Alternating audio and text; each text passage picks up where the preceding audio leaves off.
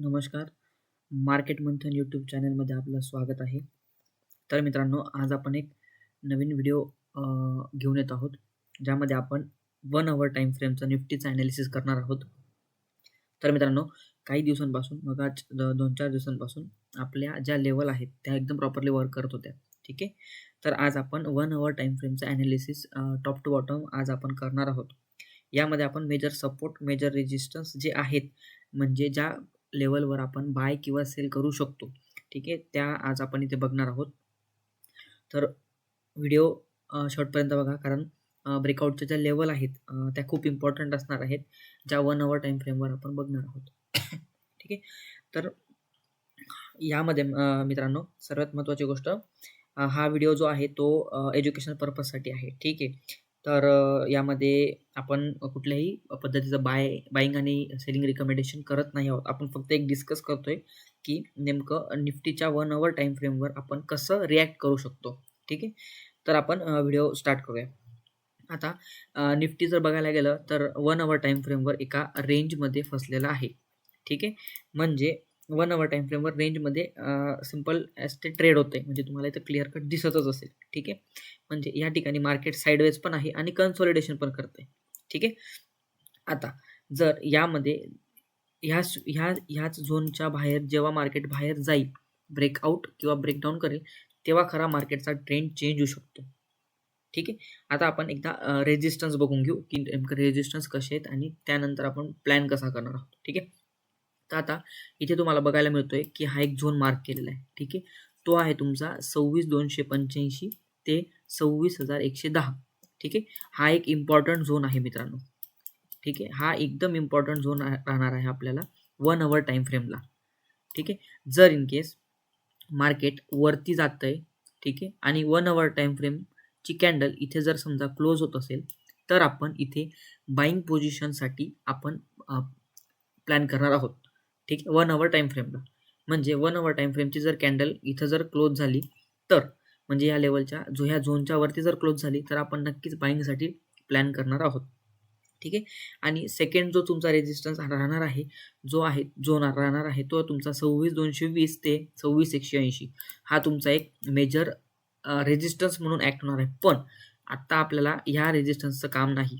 ठीक आहे. आपल्याला सगळ्यात महत्त्वाची गोष्ट आहे, जी उद्याच्या मार्केटमध्ये 1 अवर टाईम फ्रेम कॅन्डल इथे क्लोज व्हायला पाहिजे.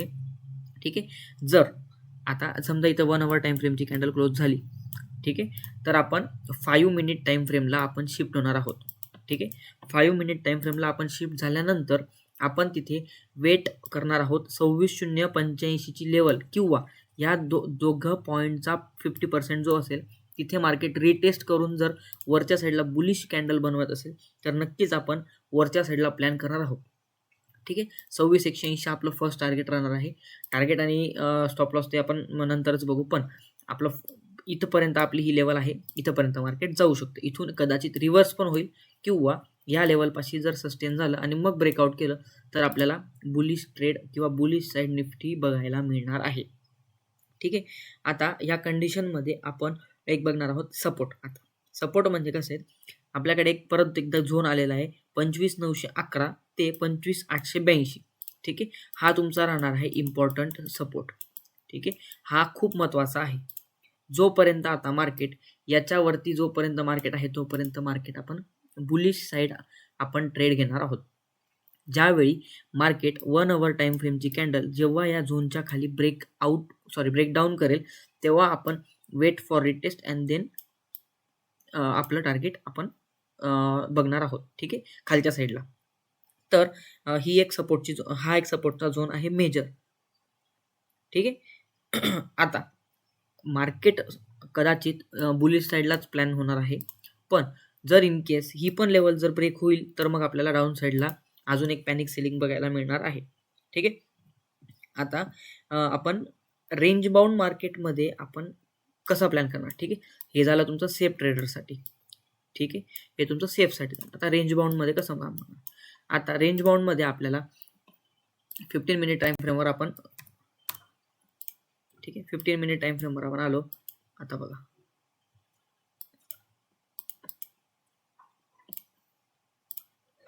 जोपर्यंत 26,057ची लेवल ब्रेक होत नाही तोपर्यंत ही लेवल अचीव होत नाही 15 मिनिट टाइम फ्रेमला.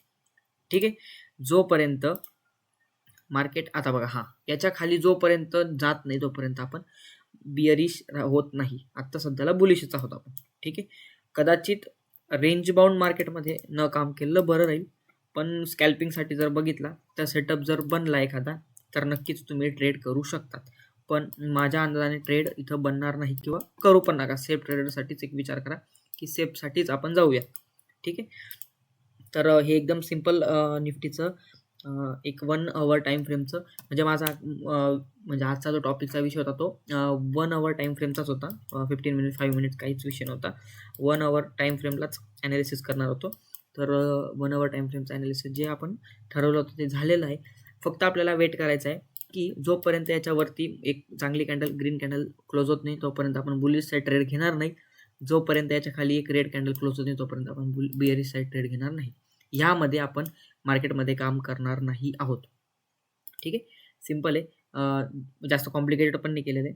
सिम्पल ठेवलेलं आहे. 5 मिनिट टाईम फ्रेमला जर या रेंजचा जर ब्रेकआउट किंवा ब्रेकडाऊन होत असेल किंवा 1 मिनिटला स्कॅल्पिंगसाठी तर तुम्ही नक्कीच ट्रेड घेऊ शकता. ठीक आहे. तर मित्रांनो यामध्ये लेवल कुठल्याही मी सजेस्ट करत नाही आहे. मी फक्त एक प्रेडिक्ट केलेलं आहे की ह्या लेवलपासून जाऊ शकतो वरती, ह्या लेवलपासून जाऊ शकतो खाली. ठीक आहे. तर मित्रांनो नक्कीच जर व्हिडिओ आवडला असेल तर लाईक करा, शेअर करा, कमेंट देखील करा की नेमकं तुम्ही उद्याच्या मार्केटमध्ये कसं परफॉर्म करणार आहात. ठीक आहे. तर थँक्यू गाईज.